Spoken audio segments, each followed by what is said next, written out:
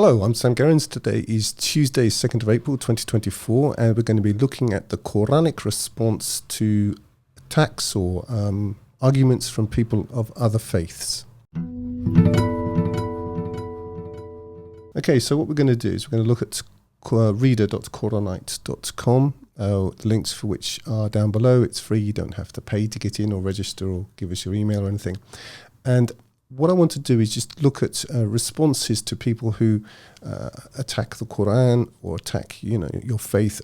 At this time, we're living in a mass of information, quite a lot of it, as you may have noticed, useless. And generally speaking, I can't speak for everyone, but what I observe is that generally speaking, people are looking for a leader, someone to tell them what to think. I suppose that's a natural human state for a lot of people. However, if you are interested in what the Quran says, then you can go to that book and see what it has to say. For myself, as I become more and more discouraged and lose faith in human beings utterly, I find myself more frequently and more readily fleeing to God, which is a Quranic concept. Because frankly, outside of this, if you look at what's going on around you, it seems pretty, the bar is pretty low, let's put it that way. Anyway, what I want to look at is, if you've spent any time on the internet, which I'm assuming that you have, you will have noticed that there are a lot of people out there, for example, certain types of Christians and people from other faiths, but in this context, I'm really thinking about a particular type of Christian. Now, if you're not from a Christian background, you won't know, but I am, so I do. Christians are not all of one ilk. It's a very broad church, going from Quakerism through to the Jesuits. It's you've got Eastern Orthodox. To think of Christians as being a homogenous group is simply incorrect. But what I'm really talking about is a particular type of sort of proselytizing a Christian who will try to undermine your faith in the Quran. Usually they've got 3 or 4 or 5 or 10 or whatever it is, what I call factoids. These are pieces of information that maybe they've understood, but usually they've garnered from other places. And what they're really doing is relying upon your ignorance, frankly, of this book, of the Quran. Now, I'm not here to defend, the Islamic religions, of which, like with Christianity, there are many. I'm not really interested in them so much. What we're talking about is people who've come to the Quran and found faith or have sort of taken hold of faith on the basis of this book. That's what I'm talking about. I'm not talking about, your favorite flavor of Islam necessarily. What we're looking at here is chapter 3 or Surah 3, verse 59. And I'll just read through and we'll just see what the Quranic response is to these sorts of challenges. The likeness of Jesus in the sight of God is as the likeness of Adam. He created him from dust. Then he said to him, "Be thou," and he was. I'll just stop there. Now this "be thou," and he was.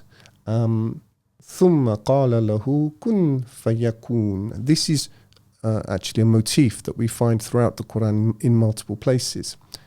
Be thou, and then it becomes. So God speaks something into existence, and then it appears. To continue, the truth is from thy Lord, so be thou not of those who doubt.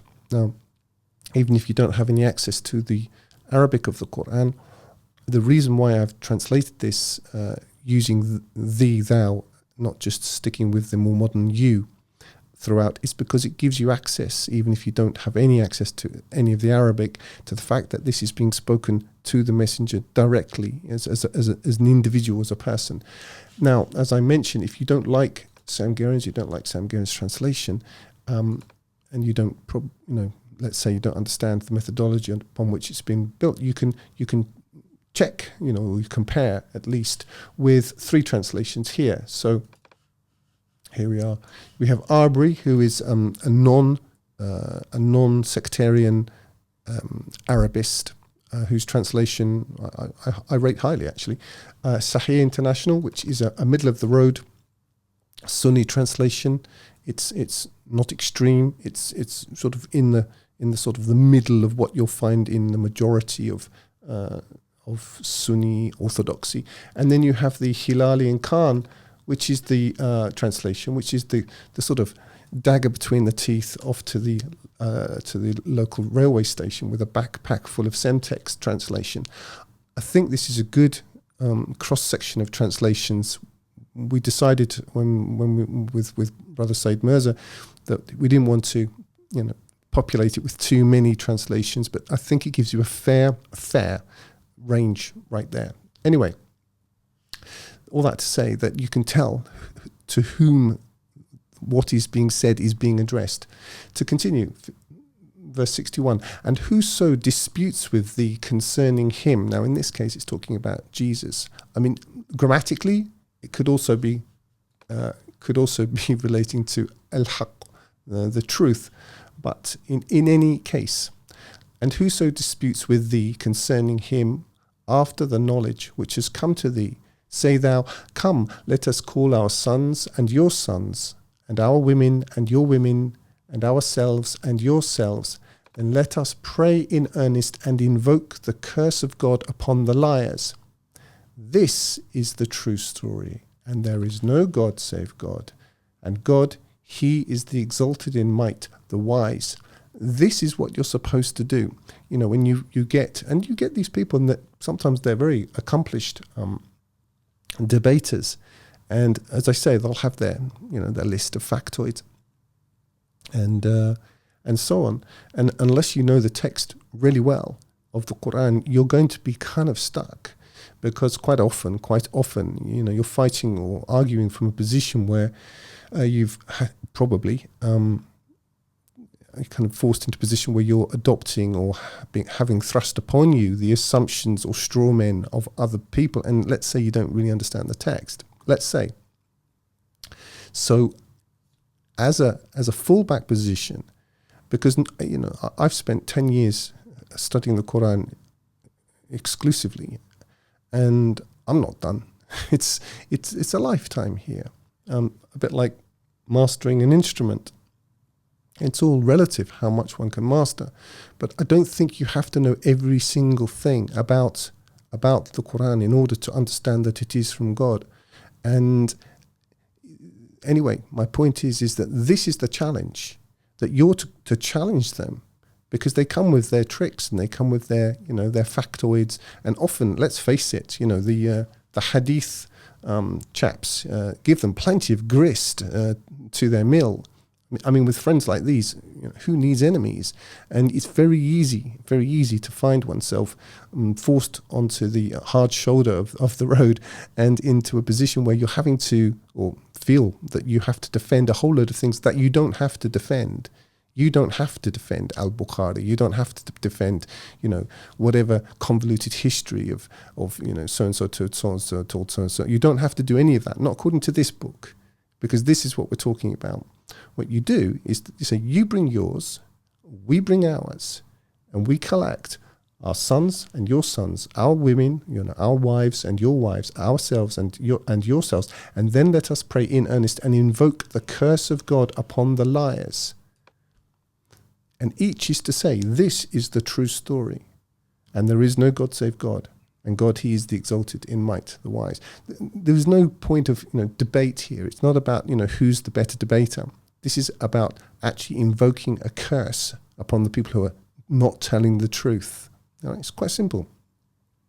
And if they turn away, God knows the workers of corruption. So there you are. That's the actual answer to it. It's quite simple. It continues, say thou, O doctors of the law. Now this is al-kitab.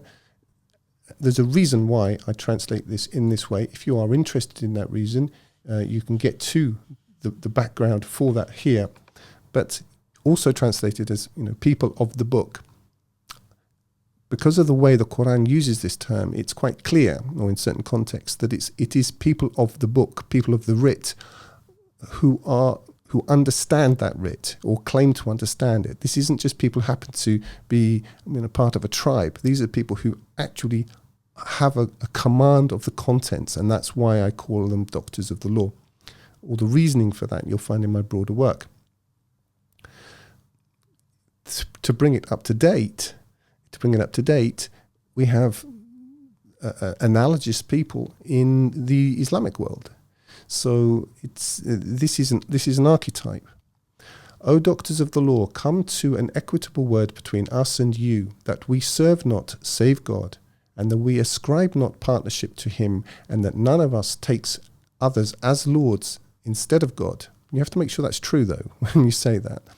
And you'll find that, when you have this sort of priestly class, that in fact it ceases to be true. But this is the Quranic position. And if they turn away, then say you, bear witness that we are submitting. Did you spot that switch from thou or thee to you, from the singular to the plural? Anyway, that's the Quranic position. And then it goes on to gives you some more. I'm just going to give you a little bit more because I know people don't like long videos. Here we are at chapter 2, Al-Baqarah, verse 109.